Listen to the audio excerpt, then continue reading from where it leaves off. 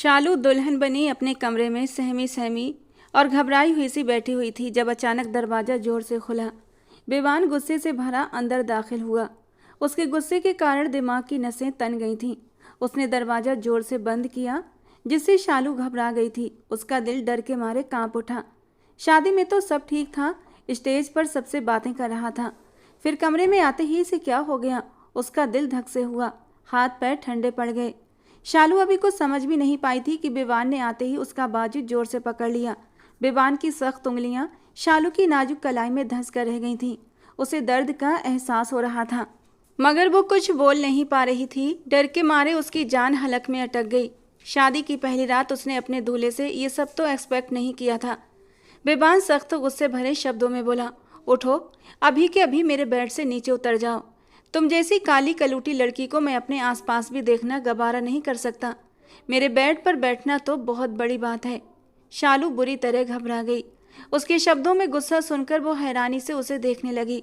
उसका रूखा व्यवहार देखकर वो कांप उठी थी और जल्दी से बोली, क्या हुआ? कुछ हुआ है क्या आपको? आप ऐसी बातें क्यों कर रहे हैं? जबकि विवान गुस्से से चिल्लाया, हाँ हुआ है, बहुत कुछ हुआ है मेरे साथ जो नहीं होना चाहिए था। मेरी जिंदगी बर्बाद हो गई। फिर उसने शालू का हाथ पकड़कर तेजी से घसीटते हुए उसे आईने के सामने लाकर खड़ा कर दिया और बोला, अपनी शक्ल देखी है तुमने? अपना रंग देखा है? मेकअप की मोटी परत भी तुम्हारे काले रंग को छुपाने में नाकाम है। क्या सोचकर तुमने मुझ जैसे इंसान से शादी करने के बारे में सोचा? तुम्हारा और मेरा कोई जोड़ नहीं है। और शालू विवान को आंसू भरी निगाहों से देखने लगी। इतना अपमान, इतनी तकलीफ उसने कभी नहीं सोचा था। शालू तो सोच भी नहीं सकती थी कि पहली रात ही उसका पति उससे इस तरह की बातें करेगा। विवान ने नफरत भरी नजरों से उसे घूरते हुए कहा, मुझे तुमसे घिन आती है। अगर तुम ये सोच रही हो कि मेरी जिंदगी में आकर मैं तुम्हें अपना लूंगा तो सुन लो, मैं विवान हूँ, विवान मेहरा। तुम्हें बर्बाद कर दूंगा लेकिन अपनाऊंगा नहीं। मेरी चॉइस इतनी घटिया नहीं हो सकती कि तुम जैसी काली लड़की को अपनी जिंदगी में हमेशा के लिए शामिल कर लूं। वो उसकी हल्की गेहूं रंगत पर तंज कसते हुए बोल रहा था और शालू की आंखों से आंसू लगातार बह रहे थे। उसने कभी सोचा भी नहीं था कि उसकी इतनी बेइज्जती होगी। ना ही नंदिनी जी उसकी इतनी विनती करती और ना ही वो उनके घर की बहू बनती। अगर उसे पहले से पता होता कि विवान उसे इतना नापसंद करता है तो वो खुद इस शादी से इनकार कर देती, लेकिन इस तरह अपनी इंसल्ट नहीं करवाती। इससे पहले कि वो कुछ कहती, विवान उसके करीब हुआ था। उसकी कमर में हाथ डालकर एक हाथ से उसके मुंह को दबोच लिया। देख ली तुमने अपनी शक्ल आईने में गौर से? तो कान खोलकर सुन लो मेरी बात। अगर तुम ये सोच रही हो कि मैं तुम्हारे साथ कोई रिश्ता बनाऊंगा तो सुन लो, मैं तुम्हें छूंगा तक नहीं। मैं तो आज तक कभी काले कपड़े भी नहीं पहनता। मुझे काले रंग से सख्त नफरत है, चिढ़ है मुझे काले रंग से। लेकिन मेरी माँ ने न जाने क्या सोचकर तुम्हें मेरी बीवी बना दिया। उन्होंने मुझे धमकियां देकर तुमसे शादी तो करवा दी, लेकिन एक बात याद रखना, मेरी नज़रों में तुम कुछ भी नहीं हो, कुछ भी नहीं। इस घर की एक मामूली नौकरानी की भी शायद मेरी नज़रों में कुछ इज्जत हो, लेकिन तुम्हारी तो वो भी नहीं है। ये कहते हुए उसने शालू को झटके से पीछे धकेला और वो गिरते गिरते बची। उसकी आंखों से आंसू लगातार बह रहे थे, लेकिन विवान को इसकी कोई परवाह नहीं थी। वो जल्दी से अपनी अलमारी की ओर बढ़ा और गुस्से से उसे खोला, अपने कपड़े निकाले और बाथरूम में चला गया। शावर की आवाज़ आ रही थी और शालू की सिसकियां पूरे कमरे में गूंज रही थीं। उसने तो कभी सपने में भी नहीं सोचा होगा कि विवान उसकी इस हद तक बेइज्जती करेगा। वो धीरे धीरे कदम उठाते हुए आईने के सामने आकर खड़ी हो गई थी। रोने की वजह से उसका मेकअप कहीं कहीं से धुलने लगा था और जहाँ से उसकी असल रंगत झलक रही थी। आज से पहले उसे कभी अपने रंग रूप से कोई शिकायत न थी। वो जैसी भी थी खुद में मस्त रहने वाली लड़की थी और ना ही आज तक कभी उसे किसी ने उसके रंग रूप की वजह से हीन भावना का शिकार बनाया था, बल्कि हर कोई उसकी तारीफ ही करता था। गहरा रंग होने के बावजूद भी उसके चेहरे पर एक ऐसी चमक थी जो लोगों को अपनी ओर खींचती थी। झील सी गहरी आंखों का जादू लोगों को एक पल में ही मदहोश करके रख देता था।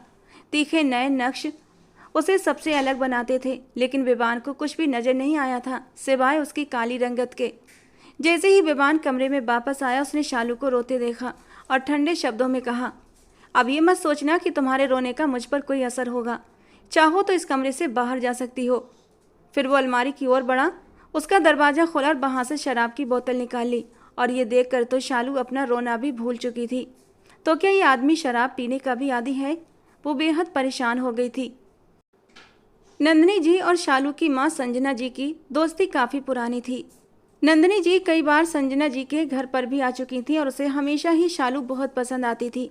वो बहुत ही सीधी सादी लड़की थी, धीरे और मीठा बोलने वाली, घर के हर काम में निपुण थी। पहले तो दोनों ही मध्यम वर्गीय परिवारों से ताल्लुक़ रखती थीं, लेकिन नंदिनी जी की शादी कुणाल मेहरा से हुई तो धीरे धीरे उनके दिन बदलने लगे, क्योंकि कुणाल का कारोबार बहुत बड़ा था। दूसरी ओर संजना जी आकाश के साथ बहुत खुश थीं। आकाश की कपड़ों की दुकान थी, वो अच्छा कमाता था, लेकिन इतना नहीं कि बंगला या गाड़ी खरीद सके।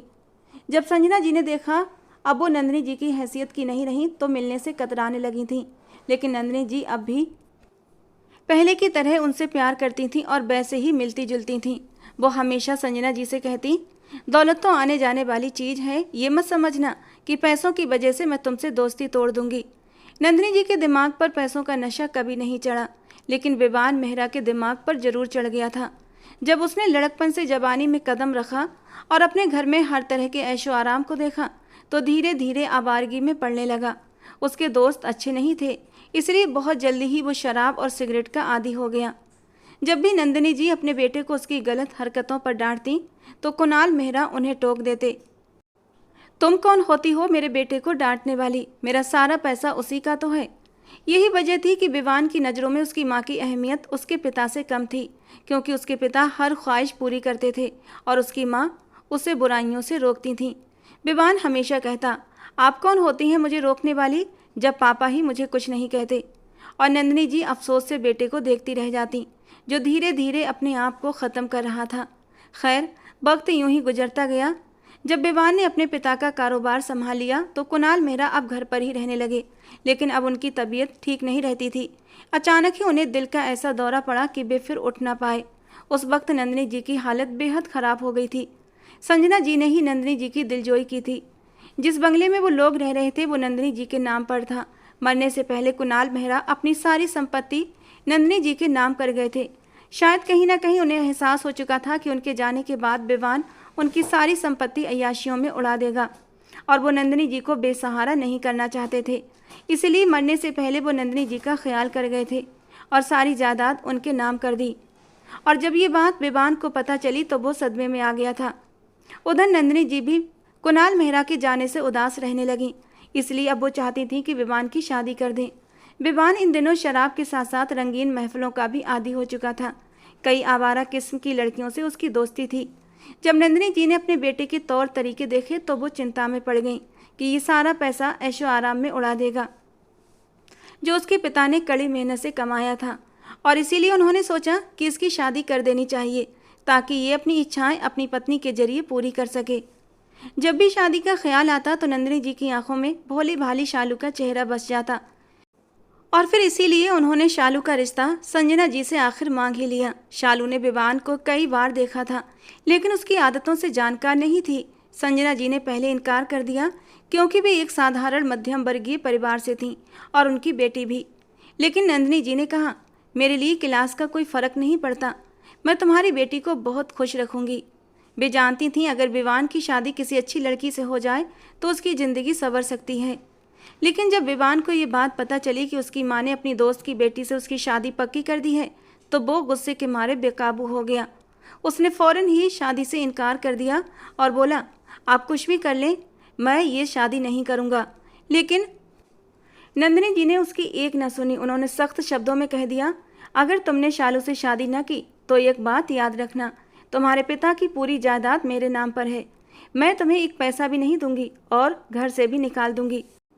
जाओ फिर नौकरी करो और जिन ऐशो आराम की आदत तुम्हें लग चुकी है उन्हें अपने पैसों से कमाओ और पूरा करो। विवान गुस्से से तिलमिला उठा और बोला, आप मेरे साथ अच्छा नहीं कर रही हैं। ये सारी जायदाद मेरे पिता ने कमाई है ताकि मेरी ज़िंदगी आसानी से गुजरे, और आपको मेरे लिए कोई काली कलूटी लड़की ही मिली थी। आप माँ हैं या डायन हैं जो अपने ही बेटे को खुश देखना नहीं चाहती। और ये सुनकर नंदिनी जी को बहुत गुस्सा आ गया और उन्होंने अचानक ही विवान के मुंह पर एक जोरदार थप्पड़ मार दिया। शर्म नहीं आती तुम्हें? वो लड़की बहुत अच्छी और नेक सूरत की मालिक है। अगर तुमने शादी से इनकार किया तो मैं तुम्हें घर से निकाल दूंगी। माँ का सख्त रवैया देखकर विवान को गुस्सा तो बहुत आया, लेकिन वो चुप रहा। वो जानता था इतने पैसों से वो कभी भी कमा नहीं सकता, क्योंकि ना तो उसका पढ़ाई में कोई अच्छा रिकॉर्ड था और ना ही उसे किसी के अंडर काम करने की आदत थी। वो तो बस हुक्म चलाना जानता था। काफ़ी खुदसर और जिद्दी नौजवान था और इसीलिए शादी से इनकार नहीं कर पाया। शादी तो उसने अपनी माँ की मर्जी के अनुसार कर ली थी, लेकिन जिस तरह उसने पहली ही रात शालू का दिल तोड़ा था, वो शालू ने कभी सोचा भी नहीं था। उसे तो इस बात का जरा भी अंदाजा नहीं था कि विवान उसे पसंद नहीं करता। उसे तो लगा था जैसी नंदिनी जी हैं उनका बेटा भी उतना ही अच्छा होगा, क्योंकि अक्सर बही अपनी माँ को संजना जी के घर छोड़ने आता था, लेकिन कभी अंदर नहीं आता था, क्योंकि उसे अपनी माँ की ये गरीब सहेली बिल्कुल भी पसंद नहीं थी। बेबान को तो काले रंग से ही सख्त नफरत थी। उसने कभी भी काले रंग के कपड़े नहीं खरीदे थे। देखने में वो काफ़ी हैंडसम और दिलकश था और अपनी खूबसूरती पर उसे बड़ा गुमान भी था। इसी वजह से शालू का दिल तोड़ने में उसे एक पल की भी देरी नहीं लगी। जब शालू ने बेबान को सामने सोफे पर बैठकर शराब पीते देखा तो वो चुपचाप अलमारी से अपना सादा सा सूट निकालकर वॉशरूम चली गई। लेकिन जैसे ही उसने अपना चेहरा देखा वो फूट फूट कर रो पड़ी। उसकी रंगत इतनी भी काली नहीं थी जितनी बेबान को लग रही थी। उसके नए नक्श बेहद खूबसूरत थे। लंबे घने बाल उसकी खूबसूरती में और भी निखार ला देते थे। उसका अच्छा स्वभाव उसे सबकी पसंदीदा बना देता था, लेकिन बेबान की नज़र तो बस उसकी रंगत पर ही अटक गई थी। खैर, जब शालू रो धोकर चेहरा साफ करके और कपड़े बदल कर बाहर आई तो विवान ताने देते हुए बोला, सुनो, अगर मेरी माँ के सामने तुमने कोई भी शिकायत की तो याद रखना बहुत बुरा हाल कर दूंगा तुम्हारा। मेरी माँ से यही कहना कि तुम बहुत खुश हो। शालू ने कोई जवाब न दिया और चुपचाप रजाई उठाकर ज़मीन पर लेट गई। उसके आंसू चुपचाप तकिए में समा गए। रात देर तक विवान शराब पीता रहा और अपने गम और गुस्से को शराब में डुबाने की कोशिश करता रहा। जब नशे से उसकी आंखें बोझिल होने लगीं तो वो अपने बेड पर जाकर सो गया। सुबह सबसे पहले शालू की आंख खुली थी। उसकी आंखें बुरी तरह सूजी हुई थीं, लेकिन फिर भी वो खुद को संभाल कर तैयार होने लगी। तभी विवान ने कहा, सुनो, ड्रेसिंग टेबल के दराज में एक डिब्बी रखी है, उसमें तुम्हारी मुँह दिखाई का तोहफा है। सोने के कंगन है, वो पहनकर बाहर जाना। और याद रखना, अगर मेरी माँ के सामने अपनी ये मासूम शक्ल दिखाकर कोई सहानुभूति बटोरने की कोशिश की तो तुम्हारा ऐसा हाल करूँगा कि अपनी शक्ल भी पहचान नहीं पाओगी। शालू ने चुपचाप कंगन पहने और बाहर चली गई। नंदिनी जी ने जब उसे देखा तो हैरानी से बोली, क्या हुआ, तुम्हारी आंखें इतनी सूजी हुई क्यों हैं?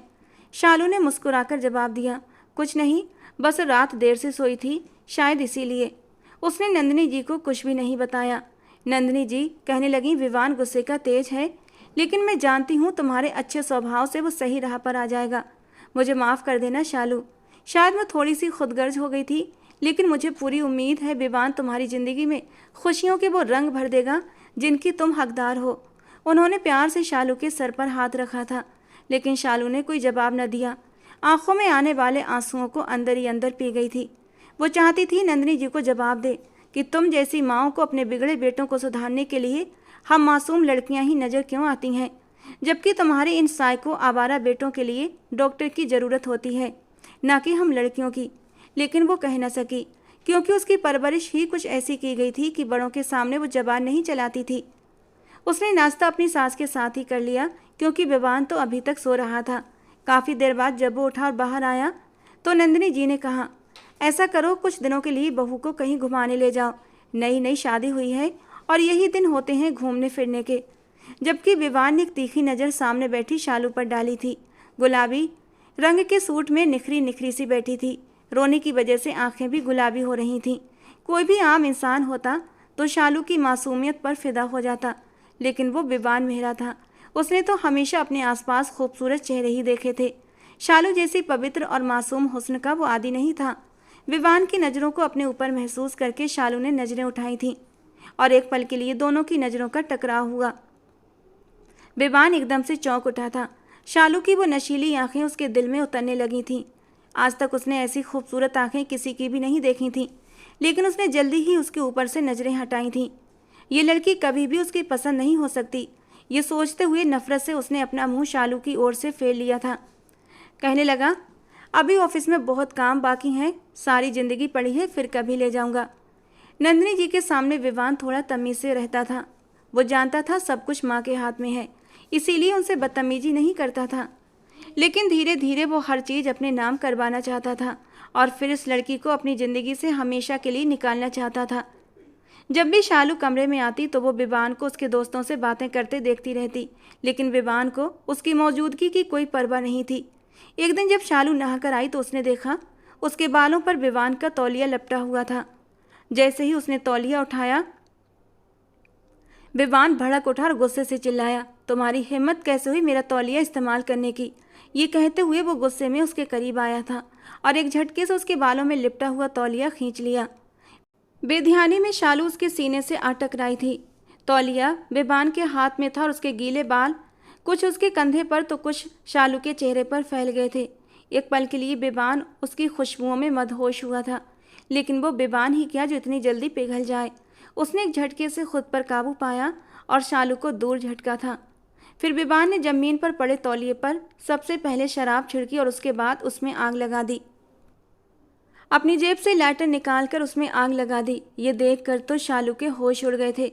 वो सोच भी नहीं सकती थी विवान ऐसा भी कर सकता है। विवान ने गुस्से से कहा, जिस चीज़ को तुम छू लोगी मैं उसे जलाकर राख कर दूंगा। मुझे तुमसे इतनी सख्त नफरत है, तुम्हारी रंगत से मुझे चिढ़ है, इसलिए मेरे सामने मत आया करो और मेरी चीज़ों को तो हाथ बिल्कुल भी मत लगाना। शालू अब विवान से डरने लगी थी। उसके दिल में भी एक अजीब सा खौफ बैठने लगा था। विवान रोजाना कमरे में आकर ड्रिंक करता और फिर जब पूरी तरह मदहोश हो जाता तो बिस्तर पर आकर लेट जाता। एक दिन उसने नंदिनी जी को एक फाइल लाकर दी और बोला, मम्मा इसमें कुछ कागजात हैं जिन पर आपके साइन चाहिए, क्योंकि हर जगह आपका साइन चलता है। यहाँ तक कि जब मुझे पैसों की ज़रूरत होती है तब भी मुझे आपसे चेक साइन करवाना पड़ता है। कहते कहते विवान के बोलने का अंदाज कड़वा हो गया था। नंदिनी जी ने कहा, यहीं रख दो, पहले मैं फाइल पढ़ूंगी उसके बाद ही साइन करूंगी। विवान बोला, यानी कि आपको मुझ पर भरोसा नहीं। नंदिनी जी ने गंभीर स्वर में कहा, मैं जानती हूँ तुम आवारगी के आदी हो चुके हो और पैसे गलत जगह पर खर्च करते हो, इसीलिए मुझे एक एक कदम सोच समझकर उठाना पड़ता है। अपनी लापरवाही के चलते मैं अपना सब कुछ अपने हाथों से निकाल नहीं सकती। विवान ने सफाई दी, मैंने सब कुछ छोड़ दिया है मम्मा, बस एक शराब पीता हूँ, वो भी धीरे धीरे छोड़ दूंगा। आपकी मर्जी से शादी तक कर चुका हूँ, जबकि आप जानती हैं कि मुझे शालू पसंद नहीं थी, लेकिन फिर भी मैंने आपके फैसले को सिर झुकाकर स्वीकार कर लिया और अब भी आपको मुझ पर भरोसा नहीं। ये कहते हुए विवान की आंखों में आंसू आ गए। नंदिनी जी को थोड़ी शर्मिंदगी महसूस हुई, क्योंकि ये सच था कि विवान ने शालू से शादी की थी। अब तक शालू ने भी कभी नंदिनी जी से इस बारे में शिकायत नहीं की थी कि विवान उसके साथ कैसा व्यवहार करता है। जब भी नंदिनी जी शालू से पूछती, विवान तुम्हारे साथ ठीक से तो रहता है, तो वो हमेशा यही कहती, हाँ वे मेरे साथ बहुत अच्छे से रहते हैं। और माँ के सामने विवान शालू के साथ नॉर्मल अंदाज में ही बात करता था, जिससे कि नंदिनी जी को कोई शिकायत नहीं थी। नंदिनी जी बोली, अच्छा लाओ मैं साइन कर देती हूँ। अब विवान की दिली ख्वाहिश पूरी होने वाली थी, मगर जैसे ही नंदिनी जी फाइल पर साइन करने लगी, उसी वक्त कमरे से भागती हुई शालू आई और घबराई हुई आवाज़ में बोली, आंटी जी मेरी मम्मी की तबीयत बहुत ज़्यादा ख़राब है, मेरे पापा उन्हें अस्पताल लेकर गए हैं और मुझे भी बुला रहे हैं। नंदिनी जी ने ये सुनते ही फाइल एक तरफ रख दी और विवान को इस बात पर ज़बरदस्त गुस्सा आया कि सब कुछ उसके नाम होने जा रहा था और उस लड़की ने फिर से रुकावट डाल दी। नंदिनी जी झट से खड़ी हो गई और बोली, संजना को क्या हो गया, चलो मैं भी साथ चलती हूँ। वो भी शालू के साथ अस्पताल चली गई। संजना जी को हार्ट अटैक हुआ था, लेकिन अब उनकी हालत पहले से बेहतर थी। अस्पताल का पूरा खर्च नंदिनी जी ने ही उठाया था और शालू अपनी सास नंदिनी जी का जितना धन्यवाद करती उतना कम था। शालू इसीलिए तो नंदिनी जी के बदतमीज़ बेटे की कई बदतमीजियाँ बर्दाश्त कर जाती थी, वरना इतनी बेइज्जती कोई भी लड़की सही नहीं कर सकती जितनी विवान शालू की करता था। लेकिन जब वो घर आई तो विवान गुस्से से भरा बैठा था और बोला, तुम्हें ये होश नहीं कि मेरे लिए खाना बनाना था? तुम्हारा पति घर पर भूखा बैठा है और तुम्हें बाहर घूमने से फुर्सत नहीं। शालू को लगा कि शायद वो उसकी माँ की बीमारी की खैरियत पूछेगा, इतनी तो इंसानियत होती है। लेकिन विवान की बात सुनकर वो बोली, घर पर नौकर मौजूद थे, आपको जो खाना था उन्हें बता देते।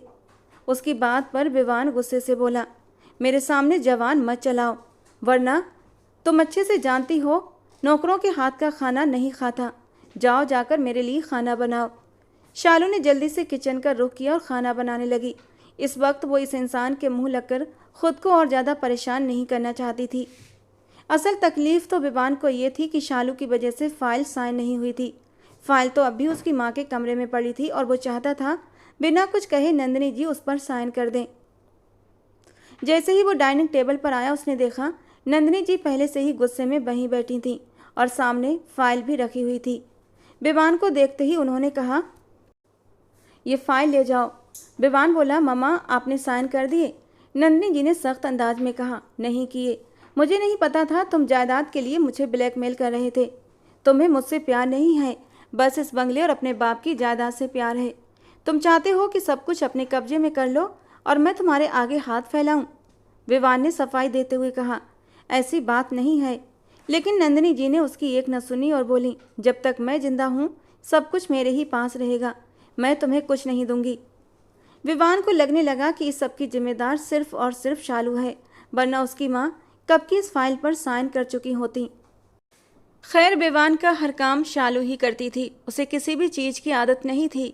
हर छोटी बड़ी चीज़ के लिए वो शालू को आवाज़ लगाता, यहाँ तक कि सामने रखा बटुआ तक उसे दिखाई नहीं देता था। शालू उसके सारे काम चुपचाप कर देती, लेकिन उसमें भी इतनी खुददारी थी कि जिस दिन से विवान ने उसे पहली रात ठुकराया था वो उसके पास नहीं गई थी। रात होते ही वो अपना तकिया उठाती और ज़मीन पर सो जाती। सुबह विवान के उठने से पहले ही वो कमरे से बाहर निकल जाती थी। उस दिन जब शालू सुबह सुबह सोकर उठी और कमरे से बाहर आई तो उसे नंदिनी जी कहीं भी दिखाई न दी। हालांकि शालू के उठने से पहले ही नंदिनी जी उठकर बाहर आ जाती थीं। उसे चिंता हुई तो वो उनके कमरे में चली गई, लेकिन उसकी चीख निकल गई क्योंकि वो अपने कमरे में बेड पर बेहोशी की हालत में थी। पूरा शरीर पसीने से तर था। उसने चीखते हुए विवान को आवाज़ दी। विवान भी भागा हुआ आया और माँ को अस्पताल लेकर गया, जहाँ पता चला कि उन्हें हार्ट अटैक हुआ था। समय पर इलाज मिलने की वजह से उनकी जान तो बच गई थी। कुछ दिन अस्पताल में एडमिट रहने के बाद उन्हें घर ले आए थे, लेकिन अब नंदिनी जी अपनी ज़िंदगी को लेकर शक में पड़ चुकी थीं। उन्हें लगता था कि वो अब ज़्यादा दिन तक बच नहीं पाएंगी। और फिर उन्हें विवान और शालू के रिश्ते पर भी शक होने लगा था कि विवान शालू को खुश नहीं रखता है। फिर यही सोचते हुए उन्होंने एक बड़ा फैसला किया। उन्होंने अपने वकील को बुलाया और उसके साथ सलाह मशवरा किया। अगले दिन उन्होंने विवान और शालू को अपने पास बुलाया था। विवान, मैं तुमसे एक ज़रूरी बात करना चाहती हूँ। और विवान खुश हो गया था कि शायद माँ अपनी बीमारी की वजह से सारी जायदाद मेरे नाम करने वाली हैं। लेकिन उनकी अगली बात ने विवान के सर पर बम फोड़ दिया था। मुझे अपनी ज़िंदगी का कोई भरोसा नहीं है विवान, इसलिए मैं मरने से पहले अपनी सारी जायदाद तुम्हारे होने वाले बच्चे के नाम करना चाहती हूँ। और मैं वसीयत भी तैयार कर चुकी हूँ। जैसे ही तुम्हारा बच्चा इस दुनिया में आएगा ये सारी जायदाद उसके नाम चली जाएगी, और जब तक तुम्हारा बच्चा बड़ा नहीं हो जाता उस जायदाद के तुम ही मालिक रहोगे। जबकि शालू नज़र झुकाकर रह गई थी। जब विवान उसे पत्नी का मान और सम्मान ही नहीं देता था तो बच्चा कहाँ से होगा। थोड़ी देर बाद वो अपने कमरे में आ गए थे, लेकिन विवान तो गुस्से के मारे बल खा रहा था। वो इस जायदाद के लिए कुछ भी करने के लिए तैयार था।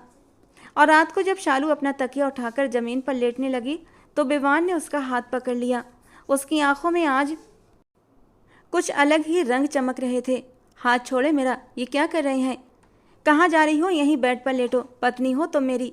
जबकि शालू के होठों पर एक कड़वी सी हंसी आई थी। पत्नी? आज आपको कैसे एहसास हो गया कि मैं आपकी पत्नी हूँ? हालांकि पिछले 2 महीने से मैं ज़मीन पर ही सो रही हूँ। पुरानी बातें भूल जाओ और जो कह रहा हूँ वही करो।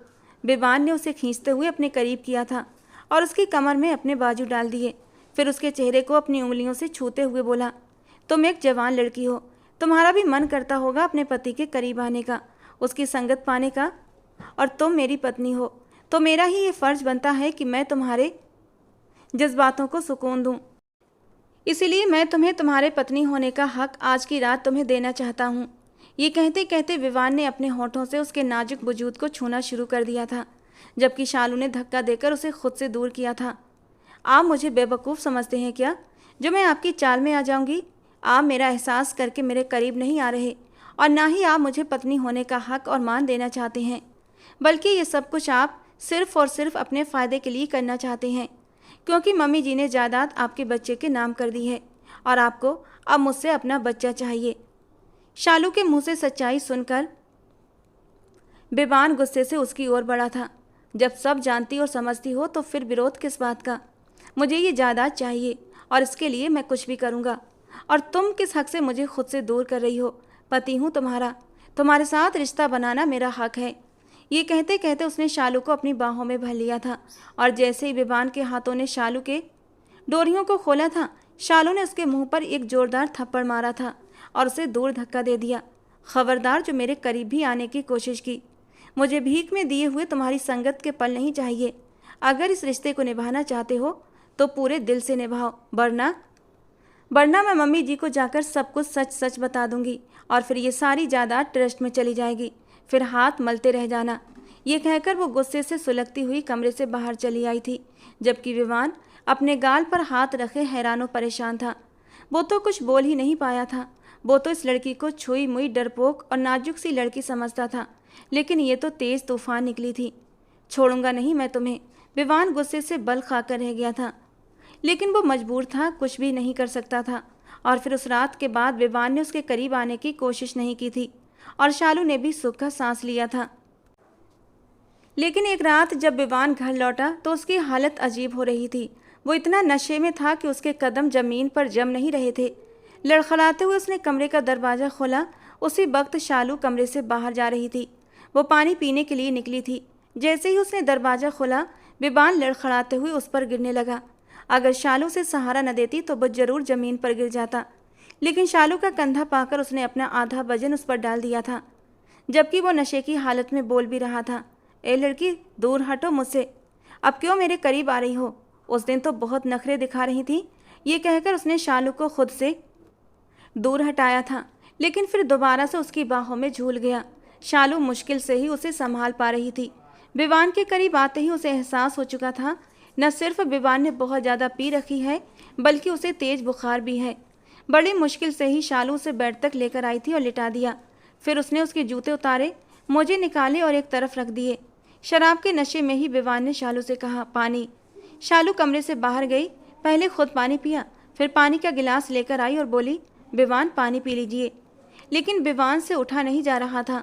उसकी तबीयत बहुत ज़्यादा ख़राब हो रही थी। शायद उसे ठंडी लग रही थी। वो हल्के हल्के काँप रहा था। वो तुरंत उसके पास आई और उसे उठाने में मदद की, फिर अपने हाथों से उसे पानी पिलाया। लेकिन विवान की हालत अब और भी ज़्यादा ख़राब होने लगी थी। कंबल में भी उसका बदन बुरी तरह काँप रहा था। उसने जल्दी से टेबल की दराज से कुछ दवाइयाँ निकाली और विवान को खिला दी। काफ़ी देर तक वो कमरे में इधर उधर घूमती रही, लेकिन विवान का काँपना बंद नहीं हो रहा था। वो घबराकर नंदिनी जी के कमरे की ओर भागी, लेकिन नंदिनी जी दवा खाकर सोई थी तो उनकी आंख नहीं खुलती थी। वो बेबस होकर नंदिनी जी के कमरे से अपने कमरे में आ गई थी। विवान के हल्के हल्के करहाने की आवाज़ें भी आने लगी थीं और फिर न चाहते हुए भी शालू उसके बराबर उसके कंबल में बैठ गई और उसका हाथ अपने हाथों में लेकर धीरे धीरे सहलाने लगी। विवान अनजाने तौर पर ही उसके करीब हो गया था और उसने अपना सर उसकी गोद में रख दिया। पहले तो शालू को ही करंट सा लगा था। वो उससे दूर होना चाहती थी, लेकिन इंसानियत के नाते वो ऐसा न कर पाई। विवान को इस वक्त उसकी ज़रूरत थी। वो धीरे धीरे उसका सर सहलाने लगी। विवान के वजूद का कंपन वो अच्छी तरह महसूस कर रही थी। ठंड से कांपता विवान धीरे धीरे शालू के वजूद में समाने लगा था और खींचकर उसे अपनी बाहों में भर लिया। शालू ने सोचा था जब विवान की तबीयत थोड़ी सुधर जाएगी तो वो उठकर अपनी जगह चली जाएगी, लेकिन जब दो जवान दिल एक साथ मिले तो आग तो लगनी ही थी। बुखार की और बेहोशी की हालत में भी विवान के हाथ उसके वजूद पर शरारत करने लगे थे। शालू जो उसे दूर हटाना चाहती थी, लेकिन न जाने कौन सी शक्ति थी जो उसे विवान से दूर नहीं कर पा रही थी। वो उसके हाथों को अपने ऊपर से चाह कर भी हटा ना पाई। विवान उसके नाजुक छूने लगा। कुछ ही पल में शालू बुरी तरह मदहोश होने लगी थी और मचल कर विवान के बाजुओं में सिमट गई। धीरे धीरे विवान उस पर बादल की तरह छाने लगा था। चाहकर भी शालू उसे रोक नहीं पाई और उन दोनों के बीच पति पत्नी का एक पवित्र रिश्ता बन चुका था। जब नशे की हालत में ही उसकी आंख लगी और वह विवान के पहलू में ही लेटी सो गई थी और फिर शालू की आंख खुली तो उसने देखा विवान सो रहा था। उसे अभी भी बुखार था। शालू की आंखों के सामने रात वाले पल घूमने लगे। वो ये रिश्ता शुरू नहीं करना चाहती थी, लेकिन रात जज्बातों में भरकर उसने ये गलती कर दी थी। वो विवान को भी कसूरवार नहीं ठहरा सकती थी, क्योंकि रात जो कुछ हुआ दोनों की मर्जी से हुआ था। उसने एक नज़र सोए हुए विवान को देखा जो बहुत मासूम लग रहा था, बहुत प्यारा। और अचानक ही शालू के दिल से दुआ निकली थी, काश ये शुरुआत एक अच्छी शुरुआत हो जाए। विवान इस रिश्ते को दिल से स्वीकार कर ले और हम एक अच्छी खुशहाल ज़िंदगी गुजार सकें। लेकिन उसे क्या पता था, अब उसकी ज़िंदगी में सिर्फ और सिर्फ तकलीफ़ें बची थीं। शालू उठकर बाहर आई, उसके लिए नाश्ता बनाया, फिर उसे जगाकर अपने हाथों से नाश्ता करवाया, उसे दवा दी और कुछ घंटों में ही विवान की तबीयत काफ़ी बेहतर हो गई थी। जब नंदिनी जी जागी और उन्हें पता चला विवान को बुखार है, तो उन्होंने तुरंत अपने फैमिली डॉक्टर को बुलाया। पिछले 2-3 दिनों से शालू ने विवान की बहुत सेवा की, लेकिन उसे ये एहसास नहीं हुआ कि शालू उसकी कितनी परवाह करती है। जैसे ही वो ठीक हुआ, फिर से अपने कामों में लग गया।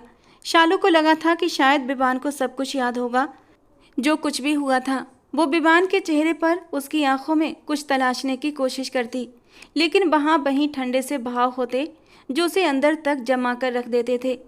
विवान ने उससे एक बार भी बात न की थी, जबकि उसे तो लगा था वो उससे कोई शरारती, कोई रोमांटिक सी बात करेगा, लेकिन ऐसा कुछ भी नहीं हुआ था। विवान के दिमाग में तो कुछ भी नहीं था। तो क्या जो कुछ हुआ विवान को कुछ भी याद नहीं? वो नशे की हालत में मेरे करीब आया और मुझे अपना हक वसूल कर लिया। ये सोच आते ही शालू की आंखों में आंसू आ गए थे। उसे अपना आप बहुत कम महसूस हुआ था। ये मैंने क्या कर दिया? मुझे खुद पर कंट्रोल क्यों नहीं रहा?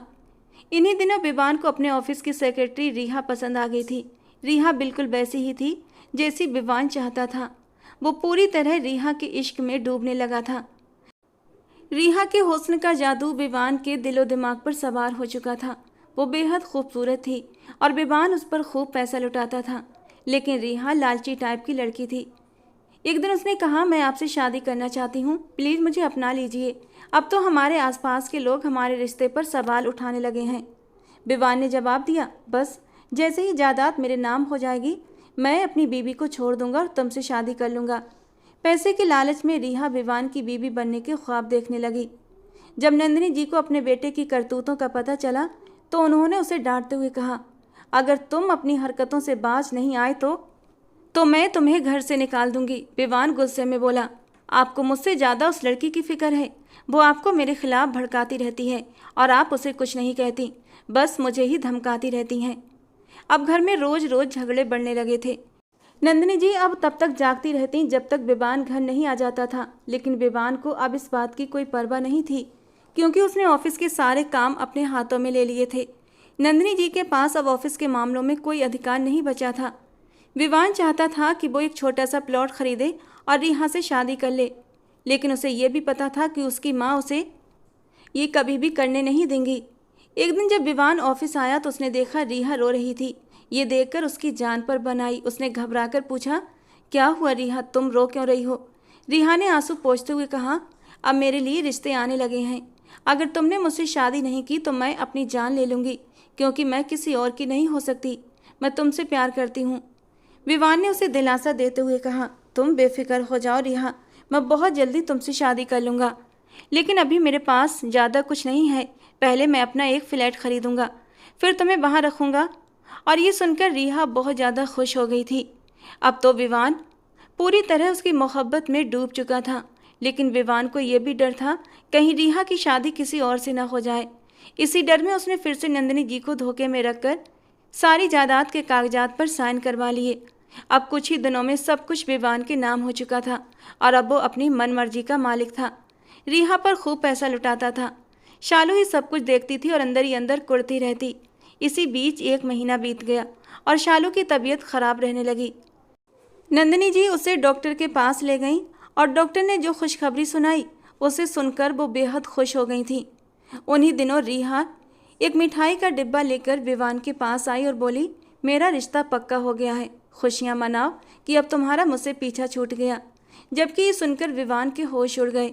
रिहा रोने लगी और गुस्से में बोली, यही चाहते थे ना तुम? कब से तुमसे कह रही थी मेरे घर रिश्ता भेजो। विवान जल्दी से बोला, मैं आज ही तुम्हारे घर वालों से तुम्हारा रिश्ता मांग लेता हूँ। जब वो रिहा के घर रिश्ता लेकर पहुँचा तो उसके पिता ने साफ कह दिया, जब तक तुम अपनी पहली बीबी को तलाक न दोगे, मैं अपनी बेटी का रिश्ता तुमसे नहीं करूँगा। ये सुनकर विवान ने बिना सोचे कह दिया कि मैं आज ही अपनी बीबी को तलाक दे दूँगा। अब विवान को किसी चीज़ का कोई डर नहीं था। सारी जायदाद तो उसके नाम हो ही चुकी थी। जैसे ही वो घर पहुंचा उसने शालू पर चिल्लाना शुरू कर दिया और वो सब कह दिया कि मैं तुम्हें अब अपनी ज़िंदगी में नहीं रख सकता। मैं तुम्हें तलाक देकर हमेशा के लिए तुम्हें अपने घर से निकालने वाला हूँ। और ये सुनते ही नंदिनी जी के तो होश उड़ गए थे। उन्होंने गुस्से में विवान के मुंह पर जोरदार थप्पड़ दे मारा और गुस्से से गरजती हुई बोली, पागल हो गए हो क्या? वो तुम्हारे बच्चे की माँ बनने वाली है और तुम उसे तलाक दे रहे हो? तलाक का नाम सुनते ही शालू बेहोश होकर गिर गई। जब उसने नंदिनी जी के मुंह से ये सुना कि वो माँ बनने वाली है तो विवान के शरीर में जैसे आग लग गई थी। वो गुस्से के मारे पागल हो गया, क्योंकि उसके जानने में तो उसने अब तक शालू को छुआ तक नहीं था। फिर ये बच्चा कैसे हो सकता था? जल्दी से नंदिनी जी ने नौकरों को बुलाया और शालू को अस्पताल ले गईं। लेकिन विवान के दिमाग में गुस्से और नफरत की आग जल रही थी। उसे यकीन नहीं हो रहा था कि वही लड़की जिसे उसकी माँ ने अच्छे संस्कार और पवित्र किरदार के कारण उसकी पत्नी बनाया था, ऐसा कुछ कर सकती है। न जाने उसने किसके साथ गलत रिश्ता बना लिया था। विवान तो ये सोच सोच कर ही गुस्से से आग बबूला हो रहा था। मैं शालू को छोड़ूंगा नहीं। उसने मेरी पत्नी होते हुए भी किसी और के साथ गलत हरकत कैसे की? हालांकि वो खुद भी कोई नेक इंसान नहीं था, लेकिन फिर भी ये बात उसे बर्दाश्त नहीं हो रही थी। कुछ ही देर में नंदिनी जी शालू को अस्पताल से वापस ले आई थी, लेकिन शालू इस बार बेबान के कमरे में नहीं गई। उसने नंदिनी जी से कह दिया, मम्मी जी प्लीज़ मुझे मेरे घर छोड़ दीजिए।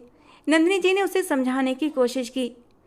कहने लगी, उसने सिर्फ तलाक की बात की है, तलाक दी नहीं है, और सिर्फ कहने से ये शादी ख़त्म नहीं हो जाती। लेकिन शालू आंसू पोंछते हुए बोली, मम्मी जी जब उन्होंने तलाक के बारे में सोच ही लिया है तो तलाक भी दे ही देंगे। मैं ऐसे इंसान के साथ नहीं रह सकती जो मुझे हर वक्त नीचा दिखाए और मेरी इज्जत न करे। औरत को इज्जत और मोहब्बत चाहिए, और आपके बेटे ने मुझे न इज्जत दी और न मोहब्बत। वो ये रिश्ता सिर्फ इसलिए निभा रहा था ताकि आप उसे जायदाद से बेदखल न कर दें, लेकिन ऐसे रिश्ते ज़्यादा दिनों तक नहीं चलते। शालू की बात सुनकर नंदिनी जी बोली, जब बच्चा होगा तो सब कुछ ठीक हो जाएगा। शालू ने कड़वी हकीकत सामने रखी, ये आपकी सिर्फ एक खुशफहमी है, वो कभी नहीं बदलेगा। नंदिनी जी ने उसे बहुत समझाने की कोशिश की, लेकिन शालू किसी भी तौर समझने को तैयार नहीं थी। फिर नंदिनी जी ने उसे ज़बरदस्ती गेस्ट रूम में ले जाकर लिटा दिया। अपने हाथों से उसे फल खिलाए, जूस पिलाया। कुछ देर बाद शालू सो गई, लेकिन विवान के अंदर अब भी आग भड़क रही थी। इस बार तो उसे ड्रिंक भी अच्छी नहीं लग रही थी। बार बार यही ख्याल आ रहा था कि शालू को किसी और ने छुआ है, वो किसी और के बच्चे की माँ बनने वाली है। ये उसके लिए बहुत बड़ी बात थी। भले ही शालू सांवली थी, लेकिन उसे यकीन था वो सिर्फ उसकी थी। भले ही उसने उसे कभी छुआ तक नहीं था, लेकिन उसे हमेशा यही सुकून रहता था, वो पवित्र है, बेदाग है। जैसे ही रात हुई वो अपने कमरे से बाहर निकल आया। गेस्ट रूम का दरवाज़ा खोला, सामने देखा शालू गहरी नींद में ही सो रही थी। उसे यूं बेखबर सोता देखकर विवान के अंदर और भी गुस्सा भड़क उठा। उसने आगे बढ़कर शालू का बाजू पकड़कर जोर से झंझोड़ डाला। शालू हड़बड़ाकर उठी। सामने गुस्से से तमतमाते विवान को देखकर झुंझलाते हुए बोली, मेरा हाथ छोड़िए, और वैसे भी मैं कल चली जाऊंगी, यही चाहते हैं ना आप? विवान ने दांत भींचते हुए कहा, पहले ये बताओ ये बच्चा किसका है?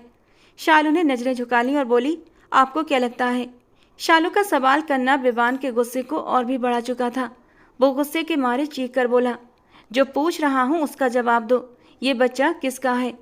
शालू से बताना चाहती थी ये बच्चा तुम्हारा ही है। उसे उन नाजुक पलों की याद दिलाना चाहती थी, लेकिन उसके होंठ बोलते बोलते खामोश हो गए थे।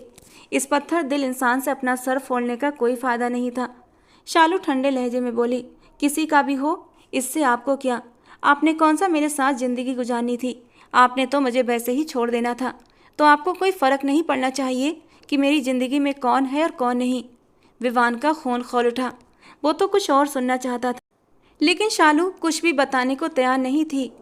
विवान ने शालू को दोनों बाजुओं से कसकर पकड़ा, इतना जोर से कि वो दर्द के मारे करहा उठी, और फिर वो गुस्से से चीखते हुए बोला, तुम्हें कोई और कैसे छू सकता है? विवान की बीबी को किसी और ने हाथ लगाया तो कैसे? अब वो बर्बाद होगा। तुम सिर्फ मेरी थी, मेरी ही बनकर रहना था। मेरे अलावा तुम पर कोई नज़र डाले, तुम्हें उंगली भी लगाए, ये मुझे गवारा नहीं। वो जैसे जुनूनी सा हो गया था। वो भूल चुका था कि वो तो शालू से नफरत करता था। फिर वो उसके लिए इतना पजेसिव क्यों हो रहा था? उसे ये बात क्यों गवारा नहीं हो रही थी कि उसके अलावा भी शालू की ज़िंदगी में कोई दूसरा है? शालू ने गुस्से से कहा, मैं तुम्हें कोई भी जवाब देने के लिए बाध्य नहीं हूँ। अगर तुम मुझे तलाक देना चाहते हो तो शौक़ से दे दो। मैं वैसे भी तुम्हारे साथ रहना नहीं चाहती। मैं ऐसे इंसान के साथ क्यों रहूं जिसे मैं बुरी लगती हूँ, जिसकी नज़र में मेरी रंगत और मेरी सूरत बदसूरत है, जो हर समय मेरी इंसल्ट करता रहता है। विवान ने चीख कर कहा। कहीं नहीं जाओगी तुम जब तक मेरे सवाल का जवाब नहीं दे देती, शालू ने तीखे लहजे में कहा। अगर मैं जवाब न दूं तो क्या करोगे? विवान गुर्राया। तुम्हें जान से मार डालूंगा। शालू ने हिम्मत करके कहा। तो मार डालो। और विवान उसे बेबस नजरों से देख कर रह गया था। उसका बस नहीं चल रहा था कि अभी इसी वक्त इस लड़की का गला दबा दे, लेकिन न जाने कौन सी ताकत थी जो उसे शालू को तकलीफ देने से रोक रही थी। वो चाह कर भी शालू पर हाथ नहीं उठा पाया था। उसने बड़ी मुश्किल से अपना बाजू छुड़ाया और गुस्से से बोली, अब तुम खुद जाओगे या मैं जाऊं? विवान गुस्से में चिल्लाया। दफा हो जाओ यहाँ से, ये तुम्हारा घर नहीं है। पहली बार विवान की सांसें तेज हो रही थीं। शालू ने अपनी चप्पल पहनी, बाहर निकल आई। उसने अपना छोटा सा बैग उठाया, उसमें मायके से लाए हुए कुछ कपड़े रखे और फिर घर से बाहर चली गई। रात के वक्त उसने ड्राइवर से कहा, बस मुझे मायके छोड़ाओ, जबकि ड्राइवर उसे इस वक्त जाते हुए देखकर घबरा कर बोला, बड़ी मैडम से तो पूछ लीजिए। शालू कड़वे स्वर में बोली, अगर तुम नहीं ले जाओगे तो मैं खुद ही चली जाऊंगी। ड्राइवर मजबूर होकर उसे उसकी माँ के घर छोड़ आया। बेटी को देखकर उसकी माँ ने चिंता से पूछा, बेटा सब ठीक तो है? शालू ने जबरन मुस्कुराने की कोशिश की। आप बीमार हैं और मेरी भी तबीयत ठीक नहीं लग रही थी, इसलिए सोचा कुछ दिन आपके पास रह लूं। असल बात वो अपनी माँ से छुपा गई, क्योंकि उसकी माँ दिल की मरीज थी और वो उन्हें कोई सदमा देना नहीं चाहती थी। अगली सुबह विवान की आँख खुली तो वो गेस्ट रूम में ही सोया हुआ था। शालू के जाने के बाद वो अपना सर पकड़कर वहीं बैठ गया था और न जाने कब उसकी आँख लग गई थी। जब अपने कमरे में गया तो देखा शालू वहाँ नहीं थी। फिर नंदिनी जी ने उसे बताया कि शालू जा चुकी है। विवान गुस्से से बोला, चली जाए, लौटकर कभी मेरी जिंदगी में ना आए। नंदिनी जी ने तड़प कर कहा, अगर तुम्हें उसके साथ ऐसा ही सलूक करना था तो पहले बता देते। मैं शालू को कभी इस घर में बर्बाद होने के लिए लेकर नहीं आती। मैं तुम्हें इस घर से निकाल देती और अभी भी तुम जा सकते हो। विवान ने ठंडी हंसी हंसते हुए कहा, मैंने आपसे सारे कागजात साइन करवा लिए हैं। अब ये घर, ये जायदाद सब मेरे नाम है। आप मुझे इस घर से निकाल नहीं सकती। अब मैं अपनी मर्जी से जीऊँगा, रिहा से शादी करूँगा। ये सुनकर नंदिनी जी ने जैसे अपना दिल पकड़ लिया। वो वहीं बेहोश होकर गिर पड़ी। जब विवान ने अपनी माँ को बेहोश देखा तो घबराकर उन्हें अपनी गोद में उठाया और तुरंत अस्पताल लेकर भागा। ये सदमा नंदिनी जी बर्दाश्त नहीं कर पाई कि उनका बेटे विवान ने उन्हें धोखा दिया था। जब वो होश में आई तो विवान उन्हें घर ले आया था, लेकिन उन्होंने उससे बात करना बिल्कुल बंद कर दिया था। वो बस चुपचाप अपने कमरे में रहने लगी थीं। विवान को अपनी माँ की नाराज़गी खल रही थी, लेकिन उसे पता था वो सिर्फ और सिर्फ शालू की वजह से उससे नाराज़ हैं। अगर शालू उसकी ज़िंदगी में ना आई होती तो सब कुछ उसकी मर्जी के अनुसार हो रहा होता। विवान पहले ही रिहा से कह चुका था कि वो जल्दी ही उसके माता पिता से मिलेगा और शादी कर लेगा। एक दिन जब रिहा ने छुट्टी मांगी तो उसने उसे छुट्टी दे दी। वो वैसे भी आजकल रिहा पर कम ध्यान दे रहा था। आजकल उसका मन सिर्फ और सिर्फ शालू में ही अटका हुआ था। न चाहते हुए भी वो उसे अपने दिमाग से हटा नहीं पा रहा था। उसी दिन विवान की एक रेस्टोरेंट में मीटिंग थी। जब वो मीटिंग के बाद वापस लौट रहा था तो उसने रिहा को एक नौजवान युवक के साथ हंसते हुए खाना खाते और बातें करते देखा। रिहा के सामने बैठे लड़के ने रिहा से पूछा, और कितनी देर इंतजार करना पड़ेगा रिहा? रिहा मुस्कुराते हुए बोली, बस जल्दी ही रिश्ता लेकर आएगा। शादी के बाद उसकी सारी जायदाद अपने नाम करवा लूँगी। फिर या तो उसे अपने रास्ते से हमेशा के लिए हटा दूँगी या फिर उसे तलाक ले लूँगी। मुझे सिर्फ पैसे से मतलब है, प्यार तो मैं तुमसे करती हूँ। लड़का खुश हो गया। ये सब सुनकर न जाने क्यों विवान को बिल्कुल भी दुख नहीं हुआ। वो एक कड़वी मुस्कान के साथ वहाँ से हट गया। उसे फिर से शालू की याद आई थी, लेकिन फिर वही सवाल उसके दिमाग में घूमने लगा, वो बच्चा किसका था? और ये सोचकर वो और भी बेचैन हो गया। घर लौटकर अपने कमरे में आया तो देखा चादर बिखरी पड़ी थी। वो नौकरों से काम नहीं कराता था, कहता था कि उनके गंदे हाथों से चादर खराब हो जाएगी, इसीलिए शालू ही उसका सारा काम अपने हाथों से करती थी। खासकर उसके कपड़े पूरी सफाई से रखती थी। लेकिन जब से वो गई थी कमरा अस्त व्यस्त था। नंदिनी जी ने भी उस पर ध्यान देना बंद कर दिया था। आज विवान को बार बार शालू की याद आ रही थी। वो बिना शराब पिए घर लौटा। सुबह होते ही उसने अनजाने में कहा, मेरे कपड़े निकाल दो शालू, कोई हल्की सी शर्ट। लेकिन फिर बोलते बोलते अचानक चुप हो गया था। विवान को याद आया कि वो तो है ही नहीं।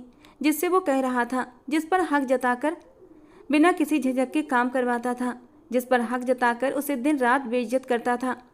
अब वो किसे आवाज़ दे रहा था। उसने खुद अपने कपड़े निकाले, लेकिन समझ नहीं आ रहा था कि कौन सी चीज़ कहाँ रखी है। उसे अब खीज होने लगी थी। गुस्से में चीख पड़ा, क्या मुसीबत है ये। थोड़ी देर खड़ा सोचता रहा कि क्या करे और क्या नहीं। फिर कुछ सोचकर शालू को फ़ोन लगाया, लेकिन उसने फ़ोन नहीं उठाया। उसने दोबारा कॉल किया, फिर भी कोई जवाब नहीं मिला। फिर उसने एक मैसेज किया, मेरी चीज़ें कहाँ रखी हैं, मुझे कुछ भी नहीं मिल रहा। शालू ने मैसेज पढ़कर बस टेक्स्ट में लिखकर ही सब कुछ बता दिया था कि कौन सी चीज़ कहाँ रखी है। अब विवान को अपनी हर चीज़ अपनी जगह पर मिल गई, लेकिन नहीं थी तो बस इस कमरे में उसकी पत्नी नहीं थी। पहली बार उसे शालू की शिद्दत से याद आई। वो तो कुछ करता ही नहीं था, बस चुपचाप खड़ा अपने हर काम अपनी पत्नी से करवाता था, जैसे वो उसकी कोई जागीर हो। कुछ ही दिनों में उसे एहसास हो गया था कि शालू उसकी ज़िंदगी में क्या अहमियत रखती थी। लेकिन फिर वही अहंकार और वही सवाल, वो क्यों नहीं बता रही थी उसके पेट में किसका बच्चा है। पहली बार ऐसा हुआ कि रात को शालू की याद इतनी शिद्दत से आई कि विवान जैसा कठोर इंसान भी बुरी तरह तड़प तड़प कर रो पड़ा था। उसे कुछ भी अच्छा नहीं लग रहा था। फिर ये सोचकर कि उसे शालू से प्यार हो गया है, वो खुद पर गुस्सा करने लगा। मैं कैसे उस लड़की से प्यार कर सकता हूँ, मेरा स्तर इतना गिर नहीं सकता। लेकिन फिर खुद को ही झुठलाता, नहीं वो बहुत अच्छी है, उससे तो कोई भी प्यार कर सकता है, वो तो वफादारी की मूरत है। अब तो उसकी पत्नी की सांवली रंगत भी उसे बुरी नहीं लग रही थी, बल्कि उसे सोचकर अच्छा लग रहा था। मैं जाऊंगा और शालू को वापस ले आऊंगा, पूछूंगा ये बच्चा किसका है। मेरा ना भी हुआ तब भी मैं उस बच्चे को अपना नाम दूंगा। मैं शालू को दिल से अपना लूंगा। मैं भी तो शालू के साथ बेवफाई कर रहा था, शालू के होते हुए किसी दूसरी लड़की को अपनी ज़िंदगी में लेकर आया था। अगर उससे कोई गलती हो भी गई है तो मैं उसे माफ़ कर दूंगा, उसे अपना लूंगा उसके बच्चे के साथ। इन्हीं ख्यालों के साथ वो शालू के घर पहुंच गया। उसकी माँ संजना जी ने विवान को ड्राइंग रूम में बिठाया, चाय वगैरह दी। फिर बोली, बेटा उसे कुछ दिन और यहीं रहने दो, उसकी तबीयत भी कुछ ठीक नहीं है। विवान बोला, मैं उसका बहुत ख्याल रखूंगा आंटी, उसे मेरे साथ भेज दीजिए।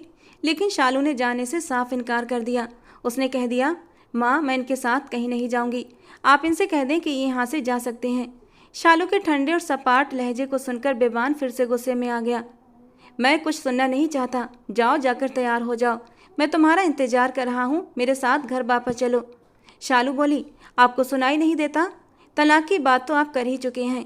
जब मेरे बच्चे की पैदाइश हो जाए तब तलाक दे भी देना। और आप मेरे पास आए ही क्यों हैं? आपकी वो खूबसूरत सी सेक्रेटरी आपके पास है ना, उसी से शादी कर लें। विवान गुस्से में बोला, मेरे साथ ज़्यादा सवाल जवाब मत करो, जाओ जाकर तैयार हो जाओ, मैं तुम्हें सिर्फ 10 मिनट दे रहा हूँ। शालू तंज कसते हुए बोली, वरना क्या करेंगे आप? वरना मैं तुम्हें ज़बरदस्ती उठा कर ले जाऊँगा। पत्नी हो तुम मेरी और तुम पर हक रखता हूँ। ये हक तुम्हें अब दिखाई दे रहा है, पहले दिखाई क्यों नहीं दे रहा था जब तुम मेरी इंसल्ट करते थे, मेरी जात के परखच्चे उड़ाते थे। विवान आग बबूला हो गया। एक तो तुमने पाप किया, उसके बावजूद भी मैं तुम्हें लेने आया हूँ, तुम्हें समाज के सामने इज्जत दे रहा हूँ, और तुम हो कि मुझे नखरे दिखा रही हो। शालू बेखौफ होकर बोली, मुझे भीख में दी गई इज्जत नहीं चाहिए, वो आप अपने ही पास रखिए। विवान गुस्से में वहाँ से चला गया। अपने कमरे में पहुँचते ही बड़बड़ाने लगा, ये समझती क्या है खुद को? क्या मैं इसके बिना मर जाऊँगा? नहीं आती तो मत आए, मेरी तरफ से नरक में जाए। I hate you. मैं ही पागल था कि उसके लिए मेरा दिल नरम हो गया था। सोचते सोचते वो बेड पर बैठ गया और फिर बेबसी से मुक्के बेड पर मारने लगा। वो लाख अपने दिल को समझाने की कोशिश करता, लेकिन शालू उसके दिल से निकल ही नहीं रही थी। उसने फिर से स्मोकिंग करना शुरू कर दी, फिर शराब भी पहले से ज़्यादा पीने लगा। धीरे धीरे वक्त इसी तरह गुजरता जा रहा था। लेकिन जब 9 महीने बाद उसने अपनी माँ नंदिनी जी से सुना कि शालू ने बेटे को जन्म दिया है, तो उसका दिल अजीब तरीके से धड़क उठा। न जाने क्यों उसका दिल उस बच्चे को देखने के लिए मचलने लगा। लेकिन उसने खुद को समझाया, कौन सा वो मेरा बच्चा है, मेरा खून है, जो मैं उसे देखने के लिए जाऊं। नंदिनी जी बीमार होने के बावजूद गई थीं, आखिर वो उनका खून था। उन्होंने अपने पोते को देखा और उस पर पैसे भी वार दिए, लेकिन विवान नहीं गया। फिर भी उसके दिल में बेचैनी थी, जिज्ञासा थी। बच्चा आखिर किस पर गया होगा, देखने में कैसा होगा? उसके नरम वजूद को अपनी बाहों में लेने के लिए विवान का मन मचलने लगा था। बच्चे की पैदाइश को 1 महीना हुआ था कि शालू की कॉल आ गई। विवान ने फ़ोन उठाया, हालांकि वो एक ज़रूरी मीटिंग में था। फिर भी वो कमरे से बाहर निकल आया। गंभीर आवाज़ में बोला, हाँ बोलो, क्या बात है। जाने अनजाने विवान का दिल खुशी से धड़क उठा था। शायद शालू उसके साथ वापस आना चाहती है, इसीलिए कॉल की है। लेकिन शालू की अगली बात ने उसके अरमानों पर ओस फेर दी थी। शालू की आवाज़ आई, आप मुझे तलाक दे सकते हैं। और ये सब सुनते ही विवान का पारा चढ़ गया। शट अप, अपने दिमाग में ये ख्याल भी मत लाना कि मैं तुम्हें तलाक दूंगा, समझी, कहकर उसने फ़ोन काट दिया। लेकिन उसके बाद वो मीटिंग पर ठीक से ध्यान नहीं दे पा रहा था। लेकिन शायद इस बार शालू माफ़ करने का इरादा नहीं रखती थी। जब सच में तलाक का नोटिस उसके घर पहुंचा तो विवान ने गुस्से में आकर उसके कई टुकड़े कर दिए और फिर संजना जी के घर चला गया। उस वक्त शालू घर पर नहीं थी, वो नौकरी ढूंढने के लिए गई हुई थी। उसे पता था उसके माँ बाप इतने अमीर नहीं हैं कि उसके और उसके बच्चे के खर्च उठा सकें। जब विवान वहाँ पहुँचा तो संजना जी ने कहा, शालू घर पर नहीं है। कहने लगा, बच्चा कहाँ है। संजना जी ने कहा, तुम्हारा बच्चा सो रहा है। विवान अंदर आया और बच्चे को गोद में उठा लिया। और बच्चे को गोद में लेते ही उसके दिल में एक ठंडक सी उतर गई थी और अचानक ही उसने बच्चे के गालों को चूम लिया। यह एहसास कितना खूबसूरत था, वो जैसे हवाओं में उड़ रहा था। वो बेकाबू सा होकर अपने बच्चे के गालों को बार बार चूमने लगा, यहाँ तक कि बच्चा परेशान होकर रोने लगा और फिर उसे अपने सीने से लगाकर उसे चुप कराने लगा। उसकी आंखों में नमी उतरने लगी थी।